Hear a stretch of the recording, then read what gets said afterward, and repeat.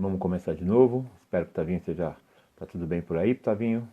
Lembrar que esse programa tem o apoio do Melina Mato Grosso e, ao mesmo tempo, tem a parceria do Magazine Luiza através de compras pela internet. É importante lembrar que entrar pela internet é fundamental. Aí o Tavinho já entrou, tá bom? Vamos lá visualizar. Só falta ele entrar, aguardando a entrada dele. Tá bom, Tavinho? Não, a gente pega. Opa! Opa, agora sim. Agora sim, tudo bem, querido? Tudo bem, e aí, Márcio? Como você tá? Eu que pergunto, tranquilo, né? Tranquilo. Muito surpreso com o trabalho que você faz. Bem legal, cara, bem legal. Queria que as pessoas conhecessem um pouquinho esse outro lado, né? Lembrar que eu conheço vocês desde moleque, e de repente ter se formado na faculdade, ter ido para uma área que cresce pra caramba. Conta um pouquinho para mim, como é que você chegou aí? O que você fez para Quero chegar aí? perguntar primeiro, meu Ah, áudio tá ok? Não tá estourando? Tá tudo certo? tá tudo ótimo. Você tá me ouvindo bem também? Tô te ouvindo perfeitamente. Bonito eu Então não vamos tô, lá. tá? Pessoal, pra quem não me conhece, eu sou o Otávio Sesc, Otávio Retalha, como me conhece na internet. Atualmente eu trabalho com esportes, que são os esportes eletrônicos, trabalho com os joguinhos, só que são joguinhos quando a gente fala em competição e esporte de alto rendimento, não só, por exemplo, para a galera que está mais acostumada com rugby, com os esportes de contato físico, eu considero os esportes eletrônicos como jogos de alto rendimento, só que algo mental. Então é tipo o xadrez, que entra como esporte mental. Os jogos eletrônicos também entram, acho que, nessa lista. Então, sou formado em jornalismo, conheço o Márcio, acho que a gente teve aula no Objetivo na época de oitava série, talvez. Eu tô com Não, 28 anos. Foi não, antes até, Márcio? não, foi depois. Eu conheço você do Arc quando eu era pequeno ainda com o Pedro, né? E depois no Isso. Objetivo eu dei aula para vocês. Era o único que Isso, sabia que eu era pai do Pedro. no Objetivo sim, porque já se conhecia antes.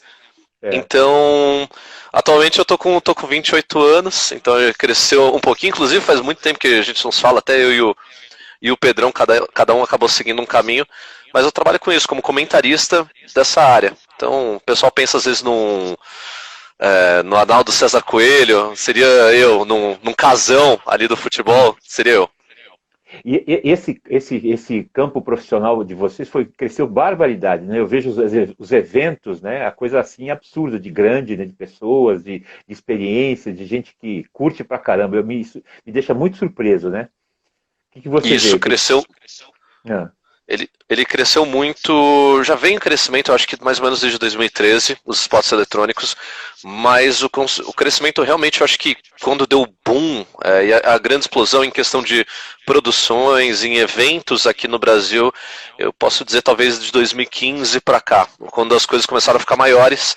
Esse ano ainda deu uma freada, né, por conta do Covid aí no mundo, mas é tendência. Recentemente o próprio Pacaembu, agora que foi privatizado, ontem foi feita até uma palestra, e o Pacaembu vai ter um setor, vai ter uma área ali debaixo da arquibancada laranja, que vai ser sim. voltada para campeonatos, não para campeonatos eletrônicos, uma área que vai ser voltada, um espaço para eventos, mas que já está sendo construído pensando nessa mudança futura, né, nos esportes aí conquistando espaço. Então, acho que veio de 3 anos para cá, crescendo. Hoje em dia a gente faz um evento aqui do Rainbow Six, que é o jogo que eu trabalho aqui no Brasil. Um evento Sim. no Rio, em São Paulo, a gente consegue botar 9.000 pessoas por dia numa arena. Nossa, tudo isso mais do que muitos esportes por aí, né? Mais até que Mais o do que rugby, né? muitos. Sim, mais do que muitos spots. Isso sem contar a transmissão online. Transmissão online, às vezes, de um evento desse, de uma final, vamos pegar assim, do ápice, coisa de 50, 60, 100 mil pessoas, às vezes, assistindo, acompanhando. E o sistema dá conta desse todos os acessos e essa coisa grandiosa que você tem que tomar muito cuidado, não pode dar nenhuma falha eletrônica, vamos dizer assim, né? Eles conseguem ser bem organizados para isso? Sim, existem equipes de produção aqui no Brasil, já que estão cada vez melhores as pessoas que estão trabalhando com isso. Muita gente migrou da televisão, levando a experiência da televisão para a parte da internet. Eu cito que 3 anos atrás talvez essa parte de produção ainda tivesse um pouquinho de problema, tivesse algumas dificuldades técnicas, ainda hoje passa. Eu acho que a profissionalização vem sendo cada vez maior, desde operação de áudio, operação de iluminação, direção então de arte, de câmera e por aí em diante. Eu acho que isso faz parte do processo, até mesmo se falando de narração e comentários. A profissionalização veio aumentando com esse tempo, né? Quando eu comecei em 2014, lá durante a faculdade, eu acho que eu não tinha metade do know-how do que eu sabia para hoje, do que eu sabia, do que eu tenho hoje em dia. Então, a gente vai aprendendo muito com os próprios erros e com também a experiência de pessoas que passaram pela televisão e vieram e falaram, já trabalhei com, por exemplo, vou citar o caso do Wesley. O Wesley é o cara que trabalha na nossa produção do Brasileirão Rainbow Six e ele trabalhou com meu pai na Bandeirantes na década de 90. Sim, sim. Então é um cara que vivido da TV e foi para a internet. E lembrar também que muita gente, você tem assim, um bom tutor, que é seu pai, né, que é um jornalista assim, que trabalhou muito na TV aberta, né, e que deve dar muitos toques ainda na sua atividade de locução, vamos dizer assim. Talvez no jogo não, mas na locução sim, né? Meu pai, ele foi bom tutor para você ou não? Tutor sim, porque tem aquela coisa, a gente meio que busca fazer às vezes o que o pai fez, né? Tem aquele espelho que a gente cria às vezes com o pai, com o familiar. Então eu venho de uma família de comunicadores. Meu avô trabalhou em rádio no interior de São Paulo, meu tio trabalhou em rádio, todos os meus tios, na real, com meu pai trabalharam em rádio entre a década de 80 e 90, quando o rádio estava bombando aí no Brasil e aqui em São Paulo. E alguns seguiram para rádio, outros foram para publicidade, meu pai foi para televisão na época. Então sim, meu pai serviu como um espelho, sim, bastante como tutor. Ele não fala tanto disso comigo, nessa parte da análise, assim, de observar e falar, olha, acho que você podia melhorar isso. Ele fala bastante por experiência, olha, por que você não começa a trabalhar com a narração de voice-over, ou manda o áudio para não sei quem, para a empresa de narração ali, onde a Vox, para tentar achar alguma coisa, para ter a sua voz ali como um áudio para eles escutarem, quem sabe te escolham para uma série. Então é um pouco diferente, mas tem essa. Ele sempre apoiou. Ele nunca foi do tipo de pai que, você tem que ir para aquele lugar. Não, ele, apesar de não usar as redes sociais, não ser muito ativo nessa parte, ele sempre indicou muito bem e falou, não, pode seguir, isso daí é o futuro, e acredita. Vamos lembrar que nós somos de uma geração que redes sociais não valia a pena, né? Não sabia mexer, a gente está aprendendo agora. Eu estou aprendendo agora, eu confesso que eu sou um juvenil ainda, né? Eu faço um monte de bobagem, eu tomo umas duras do Pedrão, que trabalha... Pedrão dá umas duras? Ele me dá muita dura, né? Como eu dei muita dura dele na escola, e agora ele já me dá dura aqui nas redes sociais, né? A gente vai trabalhando, vai aprendendo, né? E é muito legal, assim, ver, porque você vê, é um novo campo de trabalho dentro da área que você trabalha, né, das áreas do jornalismo, é uma das áreas que, não digo a molecada, mas a moçada foi buscar um caminho novo, né, porque precisou de gente nova, gente com menos vício, que tirou a brincadeira para coisa séria, né, porque era uma brincadeira lá atrás, né, para muita gente já é uma brincadeira, mas para você já agora não é uma brincadeira, não é isso? Quando a gente fala de games, os games inicialmente são associados com a brincadeira, com a diversão. É o intuito inicial de todo e qualquer videogame, né? Proporcionar diversão em conjunto ou para uma pessoa só. Mas quando a gente vai para os esportes, a gente toma um caminho diferente. Então existe uma rotina de treinos dos atletas. As organizações contam com profissionais, desde fisioterapeutas, psicólogos até nutricionistas em alguns casos. Então já é algo que é voltado aí para uma organização de um time, de um clube mesmo, né? E isso veio dos últimos tempos também, de novo, é a profissionalização. A diversão existe, ela sempre vai existir, principalmente para o espectador. Então o espectador muitas vezes ele joga aquele jogo, então ele está acompanhando a transmissão, às vezes para aprender uma coisa ou outra por ali. Então a diversão sempre vai estar inclusa. E a gente tenta mudar um pouco essa vista de que o jogo ali é só a diversão. Não, o jogo ali é a competição, né? Aquele caso, a gente está falando de competição mesmo. Tem os dois lados que podem se divertir jogando, sim, podem. Mas, cara, o jogador tem salário, tem uma premiação alta. Tem um campeonato que a gente tem no Rainbow Six, que é o Six Invitational. Ele paga aí, eu não lembro, agora me fugiu a cifra, era coisa de $1 milhão. Acho que bateu a casa de $1 milhão, acho que na última na última premiação. Eu acho que foi até para 2. Tem o Major, que é o nosso segundo maior campeonato, ele paga $500 mil de premiação total. Então, a brincadeira fica mais pro lado do espectador mesmo. Para quem trabalha na frente da câmera ou atrás, ou até mesmo é um jogador, aí já não tem mais brincadeira não. Não tem mais diversão. Muitas empresas estão chegando, né? Estão apoiando, estão querendo, estão vendo as coisas, né? Eu acho que isso é uma coisa fantástica, né? O retorno, obviamente o retorno. Então, as grandes corporações buscam vocês para conversar sobre isso, como expor a marca deles, ou você é uma coisa que você não se intromete muito, ou vê as coisas apenas? Eu sinto que de pouquinho em pouquinho as empresas elas estão começando a caminhar para os esportes e começando a ter uma visão com a oportunidade de publicidade dentro dos esportes, mas eu ainda acho que é algo muito nichado. Então, as empresas que são de tecnologia, que desenvolvem peças de computador, têm um interesse. Mas, por exemplo, no meu caso hoje, eu trabalho como influenciador da Fusion. A Fusion é uma marca de energéticos da Ambev. Então, a Ambev criou toda uma linha de influenciadores e procurou trabalhar com isso agora para esse ano de 2020 na área de games. Então, eu acho que para esse lado das pessoas individuais, então, no meu caso como retalha individual, as empresas estão começando a apostar, estão começando a mudar essa visão. Para os campeonatos, eu ainda sinto que existe um buraco que elas ainda não perceberam a forma certa de encaixar o produto delas, mas que, na minha visão, é só uma questão de tempo, até elas acharem o espaço. Por exemplo, tem um times de esportes patrocinados pela Coca-Cola, pela BMW. Então tá todo mundo tentando ali achar o seu espacinho e tá começando a descobrir os números de espectadores, visualizações, minutos assistidos que os spots trazem no total de uma transmissão.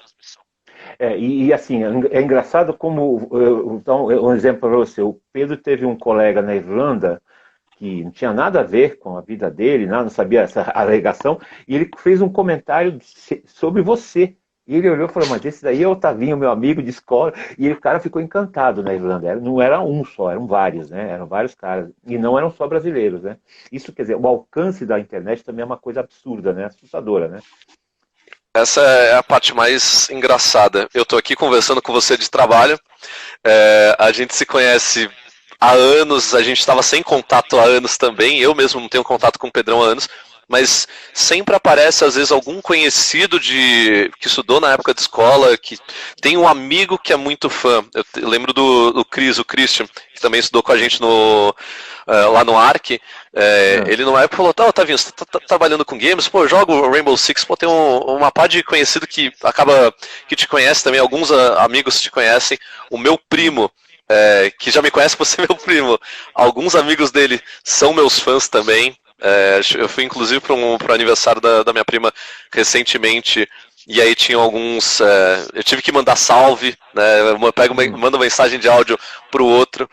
Então, eu acho muito engraçado. Eu não tenho ideia, às vezes, da magnitude do tamanho disso. Eu acho engraçado como os círculos vão se juntando. Então, você tem o Pedrão, que é da publicidade, que não tem nada a ver com os games em si nesse caso. A gente já não se vê há tanto tempo, mas ele falou de mim para um amigo dele na Irlanda, e o amigo dele da Irlanda me conhece através da internet. Sim. Às vezes, eu acho que por trabalhar também há tanto tempo com isso, com a internet, eu trabalho há 5 anos, 6, eu não tenho ideia da magnitude, eu não tenho ideia do tamanho e do alcance que a gente tem, da projeção que a gente possa ter. Eu falo para você isso, que das devidas proporções, né? Devidas proporções, como que estou escrevendo, fazendo essas lives, no YouTube. Outro dia eu recebi uma mensagem de Angola, perguntando coisas para mim sobre o rugby, né? Eu falei, veja, eu nunca falei com ninguém de Angola, né? E eu nunca escrevo especificamente para alguém, porque eu escrevo as coisas de fora do eixo, né? Que eu sempre brinco, né? Por isso que eu procuro, muitas vezes, até para mostrar para as pessoas o quanto os esportes, sejam eles físicos ou mentais, eles são integradores, né? E a própria atividade, né? No caso, jogos eletrônicos, vamos dizer assim, eles estão tanta expansão que até estão se falando que os Jogos Olímpicos, não agora, os próximos já terão jogos eletrônicos. Estão dizendo isso, não sei se é verdade. Você já ouviu falar? Ou qualquer... Então, a gente já ouviu falar muito disso, desculpa até o cachorro aqui. Vou até fala para os cachorros ficarem quietos ali. Que eu tô com as crianças aqui em casa também, com a minha sobrinha. Então, sobre os esportes nas Olimpíadas, sim, a gente já ouviu essa conversa, esse papo. Ainda existem algumas coisas por conta da mídia tradicional, né, por conta de ser algo global com relação aos games. Por exemplo, o jogo que eu trabalho é um personagem atirando em outro personagem. Isso virtualmente, não existe nenhum dano físico, não existe nenhuma incitação à violência. Mas quando a gente reproduz isso dentro de um meio de grande massa, às vezes vai pegar, eu cito sempre esse caso, vai pegar minha avó às vezes, e a minha avó não sabe o que está acontecendo ali. Então ela acha estranho, ela não entende, ela pode não entender direito e achar que é algo de verdade. Então existe uma grande briga nessa parte. Jogos não estimulam a violência, jogos competitivos não estimulam em nenhum momento a violência, não existe nenhum estudo que indique ou que aponte e que fale isso. Eu acho que, assim como existe espaço do xadrez para uma Olimpíada, sim, existe espaço para os jogos eletrônicos, só que a gente vai cair numa outra briga também. Não tem vôlei, não tem rugby, futebol, várias modalidades. Dentro dos esportes também existem as modalidades. Existe o MOBA, que é um tipo de jogo. Dentro do MOBA existem 2 jogos diferentes, que é o Dota e o League of Legends. Quando eu falo do FPS, que é o Rainbow Six, tem o Rainbow Six, tem o Counter-Strike, tem o Valorant. Então são jogos distintos de empresas diferentes. E aí que eu acho que está o problema. Como que você vai pegar um jogo de uma empresa, encaixar na Olimpíada, por que você vai colocar às vezes o A e não vai colocar o B?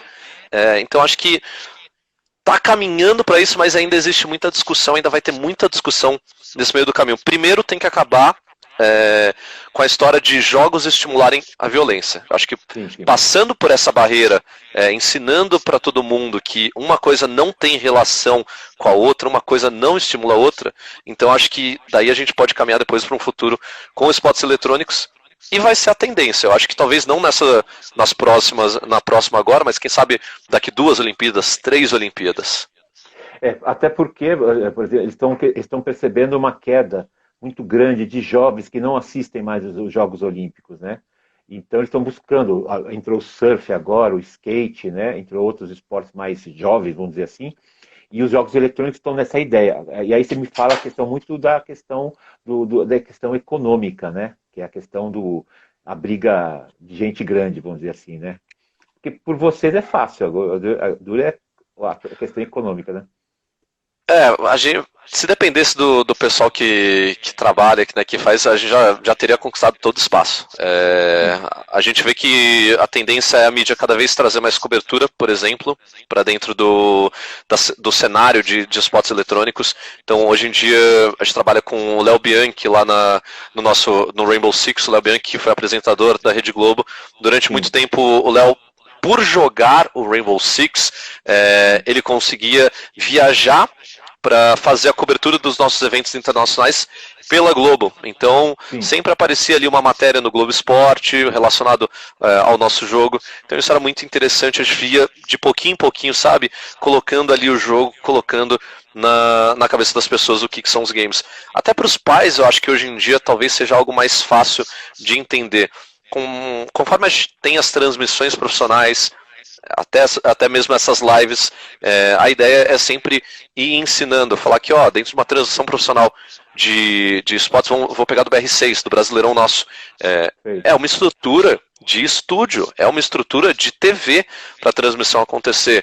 Então tem switcher, tem editor de vídeo, diretor ali de áudio, tem um operador de áudio, são 2 apresentadores, 2 cenários diferentes, 3 contando com a bancada de casters. Então toda uma infraestrutura de transmissão mesmo. Então acho que depende agora, claro, desses próximos passos. Como que vai acontecer? Quando a gente fala de esporte tradicional, de Olimpíada, tem o COI por trás, né? Tem o COB aqui no Brasil. Como que os esportes, essa parte privada, que o COB também é privado, também é algo privado, mas como que um se ligaria ao outro sem ter aquela coisa do interesse escuso? Porque sempre, como é algo em ascensão, sempre vai ter muita gente que é interessada e está ali falando que está de boa vontade, querendo ajudar, mas no final o cara só está querendo prospectar para o bolso dele. Então sim. é uma dúvida ainda que tem batido com relação a esportes e até mesmo a essa profissionalização e oficialização de esportes eletrônicos dentro do âmbito nacional. Porque tem que acertar muitos os interesses, né, os interesses comerciais e televisivos e de os outros interesses, né, que a gente Sim. não discute aqui, mas o que certamente eles estão brigando é porque vai atrair muitos outros jovens que não estão ligados, né? Isso é uma questão que eles estão preocupados. A questão da audiência, vamos dizer assim, né?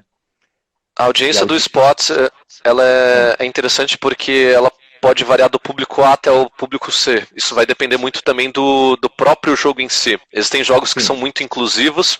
Um jogo sim, desse é um jogo de mobile, de celular que a gente fala, que é o Free Fire. Esse é um jogo extremamente inclusivo. Ele consegue atrair desde alguém que tem um padrão A+, para alguém que tem um padrão C. É só você ter um celular. sim.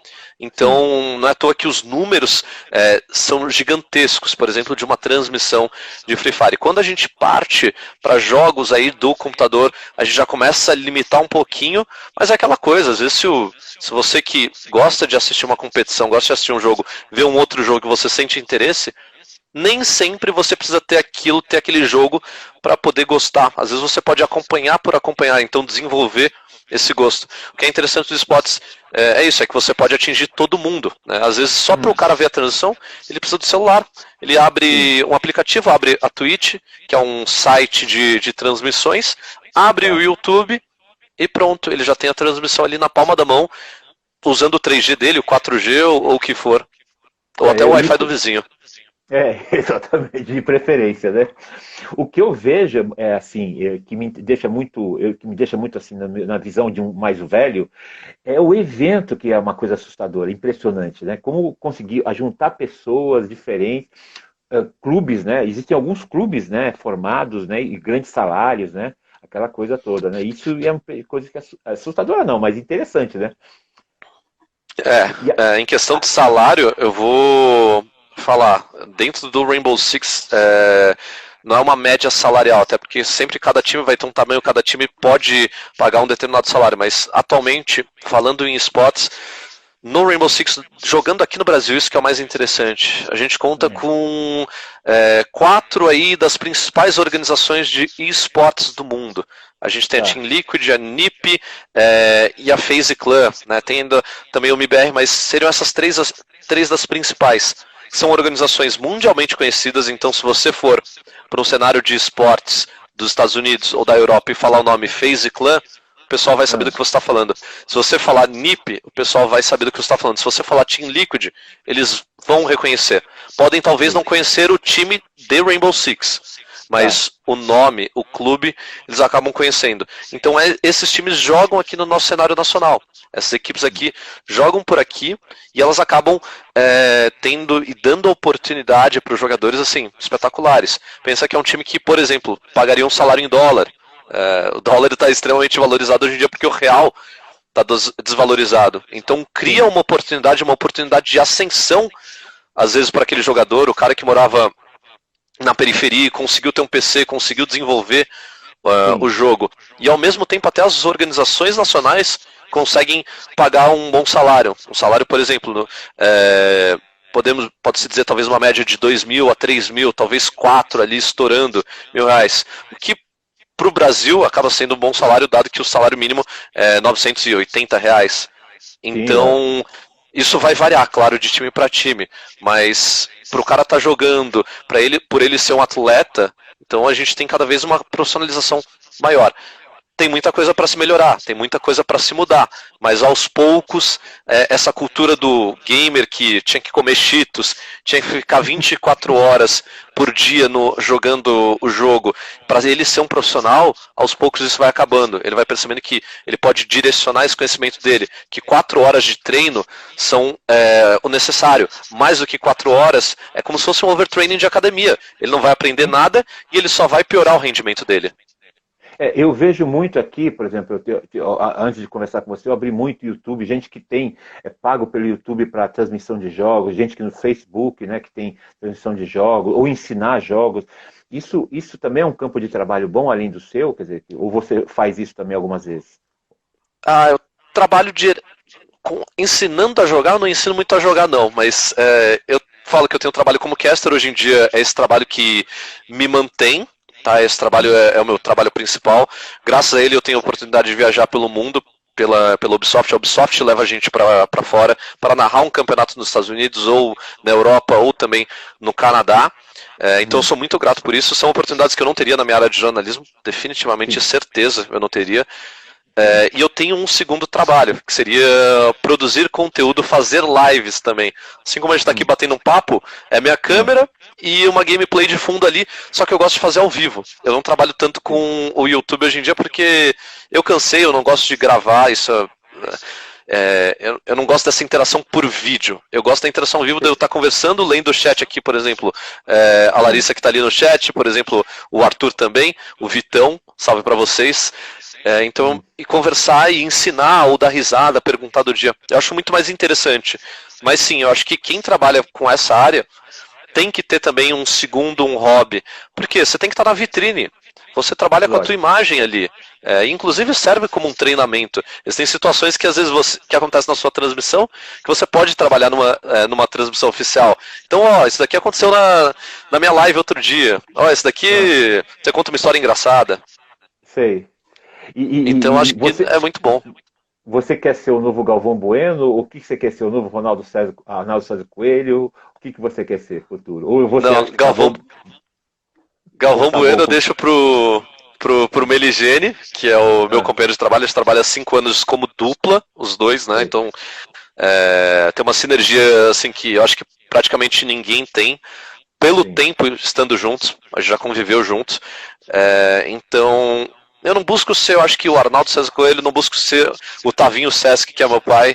Eu acho que eu busco ter a minha própria personalidade. Eu ser o Retalha, o Otávio Retalha e ponto. São referências, Milton Lente é uma referência, o Everaldo Marques é uma referência, mas eu acho que toda pessoa que trabalha com a sua imagem, trabalha com a voz, com a apresentação, você tem que ter uma personalidade própria. Não adianta você ser genérico e eu estou imitando o Márcio aqui na minha transmissão, estou imitando o Meligene. Senão as pessoas não compram essa ideia, né? Fica algo muito falso. Sim. Qual o país, os países, os locais, os times que são mais fortes no mundo? De Rainbow Six eu tenho que colocar o Brasil. No principal evento do ano, que foi o Invitational, o Brasil terminou como vice-campeão, por pouco que a gente não foi campeão. Isso seria assim, um título inédito pra gente. O Brasil sempre esteve muito bem cotado nesses campeonatos. De vez em quando dá uns deslizes, a galera dá uma vacilada, né? Os jogadores dão uma vacilada. Mas acho que os principais times estão aqui no Brasil, Europa e NA. Agora, entre Europa e América do Norte fica um pouco difícil, porque, assim como no futebol, cada região tem mais ou menos o seu estilo de jogar, sabe? Na Europa você vê que algo às vezes é muito mais técnico, né, no futebol. Quando a gente vai pro Rainbow Six, pro R6, no Brasil é muito mais largado, os jogadores saem avançando muito mais rápido. Na Europa é algo mais centrado, é mais calmo. Nos Estados Unidos hoje em dia é um jogo extremamente lento, cadenciado até demais. Então vai mudando. Às vezes até mesmo o estilo das equipes não se encaixa. Os maiores títulos se encontram na Europa atualmente, mas ultimamente deu uma decaída, a América do Norte cresceu um pouco, mas o Brasil está sempre na disputa.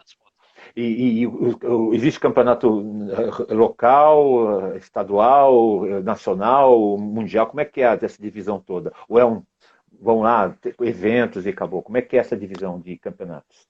A divisão de campeonatos funciona por eventos. Esse ano a gente teve um calendário muito mais estabelecido, que não deu certo por conta do Covid. Infelizmente, isso daí atrapalhou demais os planos, mas nem por isso esses campeonatos deixaram de acontecer. A gente só teve que mudar algumas formas, né, de organizar. Mas, basicamente, a gente conta com 4 campeonatos principais ao ano. Fiz 5, mas são 4 campeonatos principais ao ano. O primeiro é o Six Invitational. Esse é o campeonato que tem a maior premiação no ano, ele acontece em fevereiro. Ele serve para cravar o fim de um ano e o início de um ano novo dentro do Rainbow Six. Então ele é Poderia ser considerado a Copa do Mundo, não é mais porque a gente vai ter Copa do Mundo no Rainbow Six. Isso daí eu já entro depois no detalhe. Tá. E depois a gente tem 3 Majors, que são campeonatos internacionais também, que têm duração de uma semana, presenciais. Sem o Covid no mundo, eles funcionam presencialmente, eram para funcionar presencialmente. Duração de uma semana, envolvendo aí em torno de 16 equipes, com uma premiação de $500 mil para cada um. Isso espalhado ao longo do ano. Então, se a gente pensar, a cada 3 meses, 3, 4 meses, tem um grande evento dentro do cenário de Rainbow Six internacional. Nacionalmente, a gente conta aqui no Brasil com o Brasileirão Rainbow Six, que a gente considera como um dos principais campeonatos do mundo, porque em termos de produção, de qualidade ali do produto que é entregue, de conteúdos, de transmissão, a gente fica acima da média do que Europa e NA. E cada região também tem o seu campeonato nacional ou regional, como eles consideram. Então hoje, antes aqui dessa live, eu estava narrando a Liga Europeia, que começou 1 da tarde e terminou ali pelas 6:30 da tarde. Tá. Então, essa Liga Europeia classificaria as equipes para essa grande final presencial do Major. Então, a Liga Europeia acontece para o Major.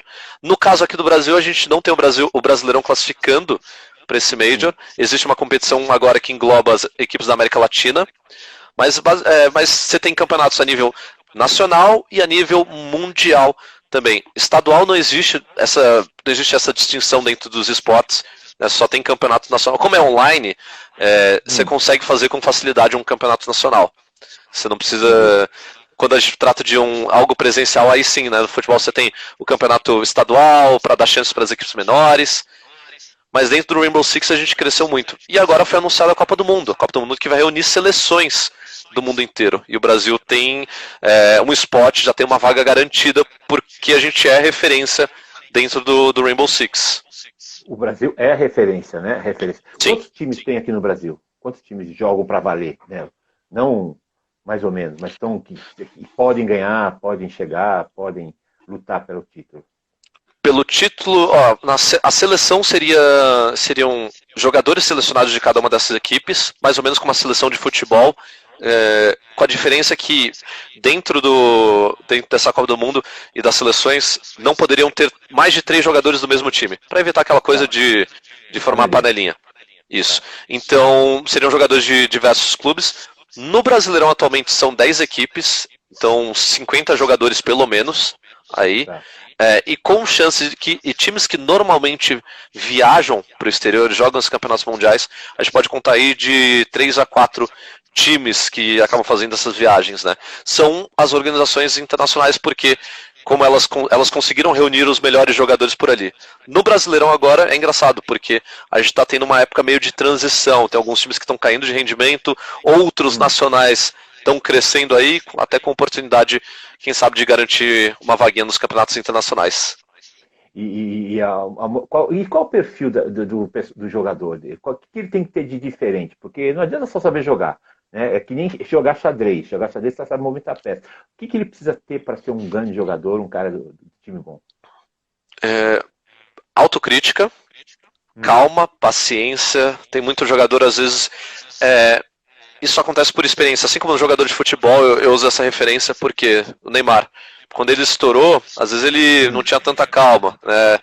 Algumas partes de administração davam um pouquinho errado por ali, mas eu acho que falta às vezes um pouco de direcionamento. Como são garotos novos que às vezes malemar terminaram a escola, terminaram o 3º ano, alguns não terminaram o fundamental, ou aliás o ensino médio, não ingressaram na faculdade, eles não têm formação e falta às vezes um pouco de calma e paciência, experiência de vida. Então acho que experiência acaba sendo algo essencial. Falando mecanicamente, ele precisa, claro, entender do jogo, conhecer aquilo que ele está jogando, tem que possuir, não é nem reflexo, porque reflexo na educação física é outra coisa, mas ele tem que ter uma memória muscular ali muito rápida, uma precisão muito alta. Quando a gente fala do alto nível, isso é exigido, sim. Então, no xadrez o cara tem 1 minuto entre você jogar e eu tomar minha ação e jogar também. Você bate no timer. Nos esportes, são 5 jogadores contra 5, e às vezes eu tenho um espaço de tempo de 2 segundos para tentar pensar na possibilidade do que está acontecendo dentro daquele mapa, dentro daquela situação, tomar a melhor decisão possível e até pensar, se der errado, o que vai fazer.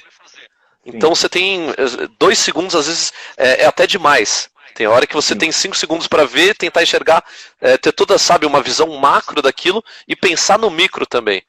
Então eu falo que exige muito, tanto que 4 horas é o limite de treino que eu já conversei com algumas equipes, a maioria explora 4 horas como o limite de treino, assim, para o cara render. Acima de 4 horas de jogo, ele não consegue mais às vezes pensar e raciocinar porque ele cansa. E realmente cansa mesmo. É muita informação sendo jogada para os seus olhos e para o seu cérebro também. E isso é uma coisa que vai muito em paralelo com outros esportes físicos e mentais, né? Em que você trabalha mais intensamente num prazo mais curto, né? Por exemplo, você pega o futebol, o basquete, o rugby, hoje você já não treina 2 períodos, 4 horas, 5 horas. Você trabalha 2 horas em grande intensidade. Talvez seja a intensidade de vocês de 4 horas seja o máximo, né? Para você ter a resposta rápida. Porque é quase a intensidade do jogo, né? Então, até porque o Renan, perdão, ele até comentou aí que o tempo de resposta na trocação, a trocação seria o quê? Um jogador de frente com o outro e ambos trocando tiro ali para um tentar levar a eliminação em cima do outro. Na trocação, às vezes, esse tempo de resposta é coisa de milissegundos, é coisa do cara tá mirando num ponto, mover o mouse e a mira para o outro e conseguir a eliminação, é coisa de milissegundos mesmo. Então, imagine que isso após 4 horas, vamos pensar numa linha do tempo, de 0 a 4 horas.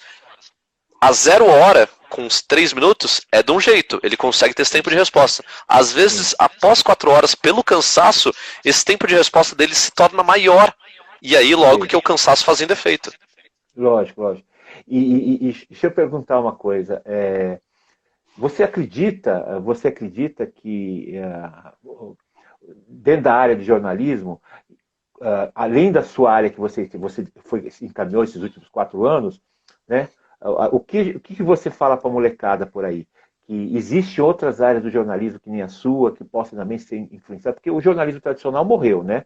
Hoje existe um outro jornalismo, né? Do YouTube, daqui e outros lugares. Cada um tem um caminho que você quer. Que tipo de recomendação você fala? Pô, faz isso aí e vem para cá e aprende, ou a escola não ensina isso, você tem que aprender sozinho? Ou da escola Dentro dos spots você tem que meio que aprender e se virar sozinho. Não existe a base, né, da faculdade, que o cara vai falar, não, você pode trabalhar com jornalismo de spots. Tem que lembrar que assim, o jornalismo tradicional pode diminuir, e realmente diminuiu ao longo do tempo, mas ainda assim a cobertura de spots vai ter que fazer parte dele. Ela vai entrar para o tradicional, acredito eu.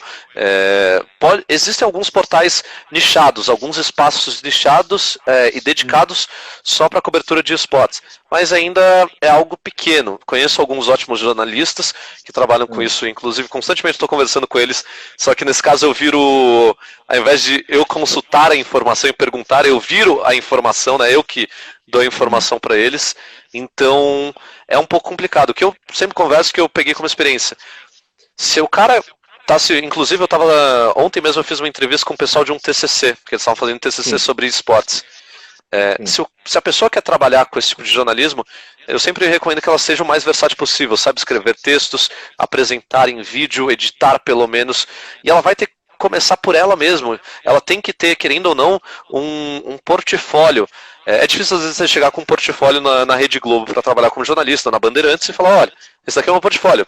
Às vezes os caras vão falar, mas quem é você? Um pouco, ele tem um processo seletivo. Dentro dos spots isso pode acabar funcionando. Então você apresenta o teu portfólio, olha, eu escrevi determinadas matérias, fiz determinados perfis, eu editei e apresentei essa matéria aqui, grava vídeo. Então depende muito da pessoa. Eu acho que o jornalista, quando ele quer trabalhar nessa área, ele tem que estar constantemente ativo. Isso vale para tudo, tá? Não pare e dependa dos outros para tornar o seu sonho realidade. Ele depende de você, claro que você vai precisar de alguns aportes ali, né, de o apoio de alguém, ou Sim. do contato de alguém em algum momento, mas não deixe isso depender das outras pessoas. Faça por você mesmo, já que você é o maior interessado naquilo. E você é um bom jogador ou não? Ou você é só um bom comentarista? Aí, chat, aí vocês que respondem, galera do chat, se eu sou um bom jogador ou não. De vez em quando a gente dá. De vez em quando a gente realiza algumas boas jogadas, mas eu acho que eu É. trabalho melhor pelo lado de comentarista, né? Pelo menos se fosse. Se eu tivesse que colocar. E aí, comentarista ou jogador profissional? Eu Ah, escolheria o lado de comentarista porque é uma área que eu gosto da apresentação, eu gosto de trabalhar com comunicação, eu gosto de estar à frente da câmera e a exigência não é que é um pouco menor, é diferente a exigência. Depende muito mais do meu desempenho nesse caso, então de eu apresentar um bom trabalho, uma boa análise, uma boa leitura do que está acontecendo e, consequentemente, tradução para o espectador, do sim. que como jogador que vai depender não só de você um time, porque é um time. Então às vezes tem eu Ah, e você no time, o time não tá rendendo, mas eu tô jogando bem. E aí? Como que é, faz? sim. Então acho que a Você, estabilidade é maior na minha área atual. E assim, eu não teria por que trocar isso. Eu já fui jogador profissional, profissional entre aspas, tá? Na época era sim, só hobby as competições, não tinha sim. salário. Mas eu já joguei do outro lado. Então acho que eu prefiro ter esse espaço hoje em dia, sabe? Eu Ah, acho que eu posso crescer e ajudar muito mais tentando passar mensagem, tentando conversar com as pessoas sobre isso, do que ser um jogador e só focar no que está na tela em jogar por um time. e você vê outras coisas que podem crescer dentro do esporte, do esportes ou não? Outras coisas, quer dizer, vê mais coisas, consegue visualizar a ampliação do que tem hoje, do que se tem, ou você vê que chegaram no limite, ou tem, claro, além da tecnologia, que eu sei que melhora muito sempre, mas o que mais fazer além do que vocês estão fazendo, em Não, termos de... não, tem. Eu acho que não existe limite nesse caso dos esportes. Eu falei no começo aqui, né? Cada vez mais a gente vê profissionais de outras áreas atuando nos esportes. A própria Lari, beijo amor, minha namorada, mandou aí no chat que hoje em dia a gente tem entrada de terapeutas, psicólogos, fisioterapeutas, nutricionistas. São outras profissões que estão descobrindo ali dentro desse nicho dos esportes a chance e a oportunidade de vida. Às vezes o cara é psicólogo e ele sempre gostou de games e tá aí. Sim. Ele pode unir, eu uso essa frase, ele une o Ah, hobby dele, a diversão uhum, dele com o profissional dele. sim. Então, e nesse caso dos esportes, as pessoas que estão iniciando agora são percursoras. Sim. Na área de apresentação de caster, não tanto, porque já existia um pouquinho antes, né? Já existem pessoas que estão há um tempinho trabalhando nessa área antes do retalho aqui, mas como psicólogos, psicólogos, nutricionistas, terapeutas, fisioterapeutas, isso é algo novo. Então, não existe, eu acho que pelo menos nos livros, não nos livros médicos, mas nos trabalhos de conclusão de medicina e tudo mais, fisioterapia, algo voltado para esportes, sabe? O pessoal está Sim. começando a desenvolver agora, então acho que é uma área grande a se explorar, administração, como administrar recursos, às vezes, de uma organização, porque isso ainda era muito levado no amador, existiam alguns erros, e existem alguns erros que não podem acontecer, mas que conforme as pessoas vão crescendo e se profissionalizando e trazendo as experiências de outras áreas, Sim. a tendência é só o crescimento mesmo. Então, eu já vi, nos últimos anos, eu acho que a entrada assim, de pelo menos 4 psicólogos novos em times diferentes, ou times anunciando profissionais. Então, Quer é o dizer, caminho. Se você é trabalha de esse, outra área, eu acho que só precisa achar o quê? O espaço para você colocar o seu conhecimento. Então, sim, pessoal de jornalismo, eu gosto muito de fazer media training. Né? Media training é extremamente importante para todo jogador. E sim. esportes, cara, é que os times ainda não sabem e alguns jogadores não entendem isso. Mas media training é o que falta na área de esportes para os jogadores. O que tem às vezes de jogador cometendo erro básico de comunicação em rede social Sim. é Isso, dá, assim, é, isso em qualquer esporte, com exceção do futebol, a maioria dos atletas cometem erros, você fala, meu Deus do céu, né? Se não tiver alguém uhum. que não seja o nosso pai, né? E fale, cara, não fala isso, escreve isso, apaga isso, eles acabam se queimando, né? Sim, já vi muito jogador de esporte se queimando por conta de atitude em rede social, uma atitude errada, que na cabeça dele é um comportamento normal, mas ele acha às vezes que ele está no âmbito de amigo deles, naquela roda de amigos, só conversando, trocando ideia. Mas não, às vezes ele está ali com a influência para 80 mil pessoas, para 100 mil pessoas. Meu amigo, você é influência, você tem que dar o exemplo também. Mesmo que você não seja um exemplo na sua casa, esse é outro problema, né?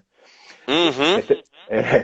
Por exemplo, vou contar uma fofoca não, mas ontem foi anunciado o novo CEO da Confederação Brasileira de Rugby, né? Ele foi anunciado às 3 da tarde, às 5 da tarde saiu. Porque entre 3 e 5 da tarde, jogaram um monte de coisa que ele tinha escrito nas redes sociais dele, Sim. coisas que não são certas, né? Você pode até fazer uma brincadeira entre os amigos, a coisinha escondidinha, mas ele fez a público. Ele tirou às 5 da tarde e estava fora. O CEO, não era o jogadorzinho, era o CEO, que era um dos cargos máximos, né? Então você imagina. É o cara que tem seu exemplo, né? Exatamente, é o mínimo exemplo, né? Porque o esporte é muito disso, né? A competição é muito forte, mas as pessoas ainda acham que competição não tem que ter limite, pelo contrário, né? Então, isso daí que você comentou é o que se torna realidade. Você viu no rugby, por exemplo, e dentro dos esportes, que já teve jogador escrevendo de baboseira e rodando assim, sendo demitido, perdendo carreira por conta de erros anteriores, é fora do comum. Revisão de rede social, de coisas de. Hoje em dia, o que acontece? Existe a coisa do cancelamento, que eu acho que até determinado ponto é algo muito errado, porque às vezes você pega algo que foi escrito lá em 2013, com uma outra mentalidade na época, com uma outra. E você parte do pressuposto que as pessoas não mudam. Realmente, alguns casos não mudam, tá? Algumas pessoas continuam escrotas de 2013 até 2020. Mas tem muita gente que muda o pensamento. Às vezes em 2013 você era uma criança, você não fazia a menor ideia do poder que aquilo teria ou de como era aquilo, e você às vezes nem tinha o alcance. Então isso eu acho errado às vezes, mas quando é algo mais recente, que daí a galera escava e vai escavar sempre. Hoje em dia é fato. É anunciado para alguma função, para algum cargo, sempre tem alguém que não gosta de você, porque às vezes realmente você é um cara escroto, e a galera vai tentar achar o seu podre. Mesmo que você não seja um escroto, mas você é um cara que tem os defeitos, né? Ou ele ou ela tem defeitos, quem já não tropeçou na vida, né? É aquela história. Quem já não fala uma bobagem na vida? Ou uma Todo mundo já falou em algum momento. O que importa é aprendizado. Isso, por exemplo, eu falo como professor, eu confesso, eu já cheguei a falar bobagens, né? Eu acho que. E a gente sofre consequências, né? E você deve se policiar mais ainda com a linguagem, né? Qualquer coisa diferente que você fale, as pessoas falam, tá vendo? O cara falou, né? Então isso também é uma coisa que cresce muito nos esportes, né? Em todos os esportes de forma geral, né? Isso é uma coisa interessante. Às vezes o pessoal fala assim, Retalho, você é muito chato, você é muito formal em alguns casos. Mas eu trabalho representando uma empresa, por exemplo, eu represento a Ubisoft. Eu presto um serviço à Ubisoft, mas eu sou a imagem. Tanto que quando existe qualquer problema com o jogo, a primeira pessoa que lembram sou eu e o Meligene. Então, eu tenho que tomar muito cuidado de como eu me posiciono, como eu falo as coisas. Às vezes, xingamentos que eu utilizaria entre eu e o Pedrão jogando, por exemplo, eu não falo exatamente e eu evito por conta dessa influência, porque algo errado do que eu possa dizer no final reflete pro outro lado. Então eu tô por mais que eu não queira eu não queira representar, eu não queira ser a cara, eu queira ter a minha própria opinião, eu queira ser o Retalha, é o meu trabalho. Eu aceito isso, eu compreendo isso, então eu tento me comportar e seguir uma linha de padrão. Isso porque em nenhum momento a empresa já veio para mim e falou, você tem que se comportar dessa maneira, dessa maneira. Isso daqui eu sei por outras relações, eu sei por experiência de outras pessoas, então eu tenho a noção, sabe? E algumas pessoas não têm esse tipo de noção. É saber ser profissional. Se a gente exige profissionalismo, você tem que ser profissional também. Lógico, não tenha dúvida, isso é uma coisa. Até alguém precisa saber separar o lado profissional do casual, né? Vamos dizer assim. Alguém escreveu aqui, não sei, eu não estou conseguindo ler. O Renan. Não. Então, isso é verdade, né? E ao mesmo tempo, muita gente não pode mostrar o que pessoal, lá, casualmente você falou e levar para o seu profissional, porque você consegue diferenciar claramente isso, né? Isso, Que dica, e que dica que você dá para quem quer jogar e quem quer trabalhar do seu lado, vamos dizer assim, do lado técnico? Qual a dica que você dá para os caras aí? Nós estamos chegando no final do tempo aqui, eu estou acompanhando, né? Mas, assim, Nossa, já então, passou quase uma hora, cara. Eu falo bastante, desculpa. não, é ótimo. Quando passa é que a conversa é ótima. Eu aprendi muito aqui também. Cada vez mais Então, aprendi. Hum, falando para quem quer jogar, eu acho que o cara que quer se tornar um jogador profissional é conhecer, claro, o jogo. Ele tem que sim, gostar do jogo, não adianta ele pegar só porque é o jogo que está em relevância no momento. Não, ele tem que tá. gostar daquilo. Não adianta você fazer. É a mesma coisa que você trabalhar numa empresa que você não gosta. Você não gosta de telemarketing, mas você está lá no telemarketing. Às vezes você faz isso por necessidade e a gente sabe que na vida você vai ter que fazer algumas coisas por necessidade. Sim, Isso vai acontecer. Mas quando a gente fala dos esportes, você vai ter que estar lá pelo seu gosto, né? Pela diversão, sim, para aprender constantemente com erro. E agora, quando vai para o lado da transmissão, você quer trabalhar como um retalha, quer chegar no nível do retalha, do meligene. Primeiro, tenha uma personalidade, tenha referências, mas tenha sim, uma personalidade própria. Não adianta ficar copiando bordão, né? Então, você vai ficar copiando o bordão dos outros que às vezes não vai fazer sentido para você. Então, tenha uma sim, personalidade única e se assista bastante, comece treinando, pegue uma transmissão que já aconteceu, zera o volume dela, se você quer narrar, começa a narrar em cima daquilo e depois se escute.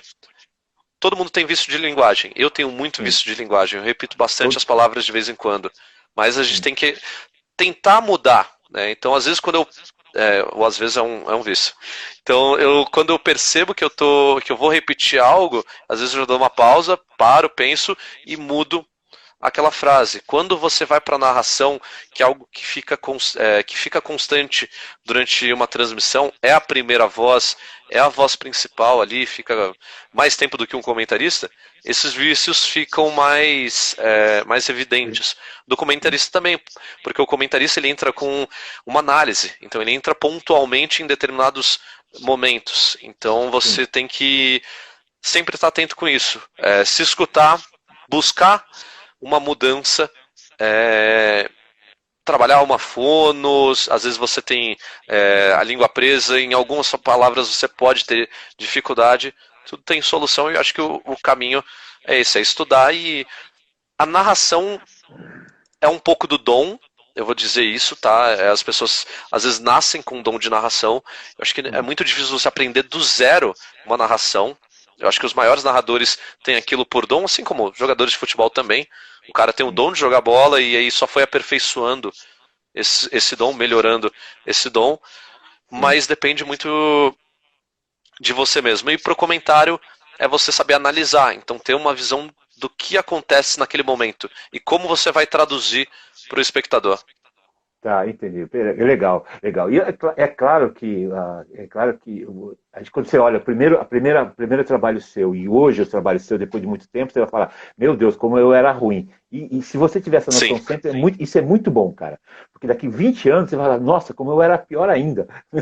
E eu melhorei muito, né? Quer dizer, a gente vê. dá vergonha de ver a primeira transmissão que a gente fez presencial em um evento. Eu não Exa, gosto de ver.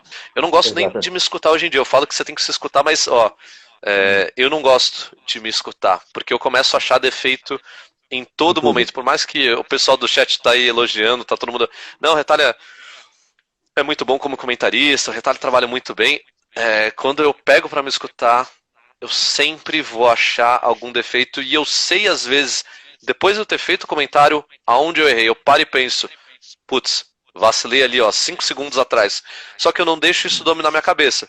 Porque se eu Hum, ficar pensando 5 segundos atrás, eu já tô perdendo tudo que tá acontecendo aqui.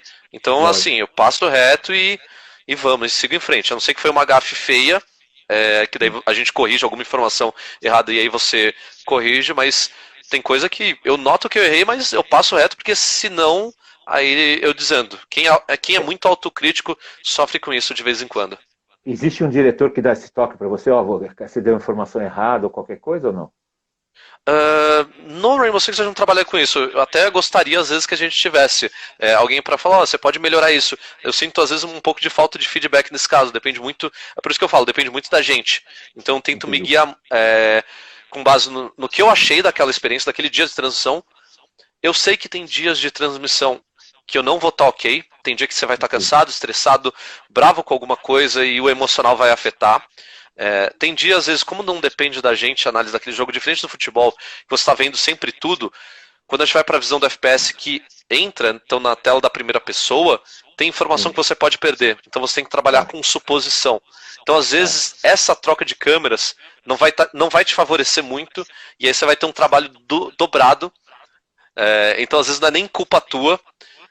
Mas eu já percebi partidas que eu poderia ter tido um rendimento melhor, analisando, e aí depois é aquela coisa, eu parei, pensei, fui distrair a cabeça, inclusive no Invitation agora do Canadá, teve um dia que, o primeiro dia de evento não estava legal, eu senti que não estava fluindo por ali, não estava no melhor, aí eu parei, sabia que eu tinha errado, falei, vamos mudar para o dia seguinte, dei uma estudada a mais pro dia seguinte. À noite eu até fui pra academia, fiz qualquer outra coisa ali, né? Então não fiquei parado no meu canto pensando no erro. Eu fui abrir a cabeça, expandir a mente. E aí no dia seguinte eu senti que a coisa andou muito melhor.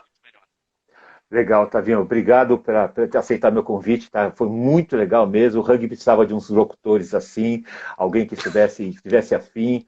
Não tenho a menor dúvida, tá? Mas eu fico muito feliz, primeiro, como seu ex-professor, como o pai do Pedrão, que foi teu amigo. Eu lembro da cara do seu pai toda vez que saía da reunião de pais e mestres, com aquela cara meio de tipo, esse moleque é bom, mas faz essas bobagens, tá bom? Esse moleque não faz lição de casa, não vai bem na escola. Isso, o Pedrão passou por a mesma coisa e eu vejo que vocês cresceram, amadureceram e estão super felizes, tá? Deus te proteja, querido, brigadaço. Tá? Só quero lembrar para você que esse papo fora do eixo, tá? Que eu sempre falo isso para todo mundo, e ele tem o apoio do Melina, do Mato Grosso, que é um suco de uva, e uma parceria com o Magazine Luiza. Tá? Do mesmo jeito, nós estamos tentando refazer alguma coisa, essa pandemia ajudou bastante. Tá? Obrigado. E ó, precisando da gente, e eu precisando de você, eu vou gritar, tá bom? Eu que agradeço, foi até inusitada a mensagem que você me mandou, eu falei... Calma aí, Márcio do iLib, eu conheço esse nome, esse nome, saudades de todo mundo. Eu falo que hoje em dia eu vivo constantemente no trabalho, minha cabeça virou só pro lado profissional, isso é totalmente errado, eu virei workaholic, mas é sempre bom relembrar, rever os amigos de antigamente. Tem uma saudade gigantesca do Pedrão, lembro de algumas vezes ali do objetivo que a gente dava prejuízo pro rodízio de japonês do lado ali do... Eu sei, exatamente. Do objetivo da Luiz Góes. Agradeço pelo papo fora do eixo, agradeço pela oportunidade. Eu lembrei esses dias, até em transmissão em live, que eu já tinha jogado rugby e apareceu gente falando, como assim, Renato, você já jogou rugby? Eu falei, fiquei durante um ano ali, sinto saudades demais dessa época do convívio ali, do jeito que era com o pessoal do Pasteur. Vi algumas pessoas crescendo, inclusive o Germano, que é meu vizinho, seguiu com o pessoal, seguiu tendo um contato muito próximo. No que vocês precisarem, no que precisar, pode contar comigo, pode chamar, gritar, mandar mensagem e vamos torcer para a pandemia acabar para a gente se reunir de novo. E um dia aparece para assistir o jogo com a gente lá e bater um papo com a gente também, tomar o terceiro tempo. Lembra do terceiro tempo, que é muito importante. Lembra. Tá? O terceiro tempo era o mais importante, aliás. É o mais importante. Obrigado, querido. Dá um abraço em todo mundo e dá um abraço também no Léo. O Léo Bianchi, ele conhece o rugby porque ele é casado com a Bruna, não é isso? Ou não sei se está casado ainda com a Bruna. E ele levou um jogador de rugby na época, o Bilks, que deve ser amigo deles ainda, amigo da gente, foi em jogos, fez alguns trabalhos lá no rugby com o Pasteur, com a seleção, tá bom? Vou falar pra ele. Não sabia dessa. Tá vendo como os círculos vão se cruzando? Se cruzando. É só falar pra ele, ó, eu conversei com o Márcio, que era do Pasteur, que é amigo do Bilks, que é amigo deles.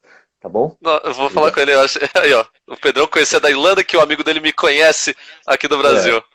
O mundo é pequeno. Tchau, querido. Um abraço, tá? Tudo de bom. Obrigado, tá? Marção. Boa noite. Bom descanso pra você. Tchau, querido. Você também. Valeu.